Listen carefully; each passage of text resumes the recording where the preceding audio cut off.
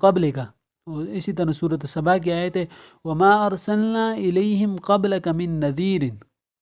یہ تمام باتیں اس پر دلال کرتی ہیں کہ آخری زمانہ حضور صلی اللہ علیہ وسلم سے پہلے کا زمانہ تھا جو تھا وہ نبیوں سے بالکل خالی کا تھا اور گمراہی اور ضلالت کا زمانہ تھا، تو آپ صلی اللہ علیہ وسلم اس دور میں مبعوث ہوئے۔ فہم غافلون، وہ کیا ہیں؟ غفلت میں۔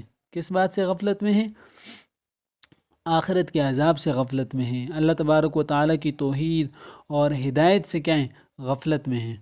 اس آیت مبارکہ کا ایک دوسرا معنی بھی علماء کرام نے کیا ہے، وہ یہ کیا ہے لِتُنذِرَ قَوْمًا، آپ ایسی قوم کو ڈرائیں ما انذر آباؤہم، ما نافیہ نہیں ہے بلکہ ما یہاں پر موصولہ یا مصدریہ لیا ہے، تو اس وقت معنی ہوگا ما انذر آباؤہم، جن کے آباء و اجداد کو بھی ڈرایا گیا، جن کے آباء و اجداد کو بھی ڈرایا گیا۔ آپ ایسی قوم کو ڈرائیں جن کے آباء و اجداد کو بھی ڈرایا گیا۔ فہم غافلون، وہ غفلت میں ہیں۔ تو اس صورت میں وہ کس چیز سے غفلت میں ہیں؟ فہم غافلون انک لمن المرسلین، وہ آپ کی رسالت سے غفلت میں ہیں، آپ ان کو ڈرائیں۔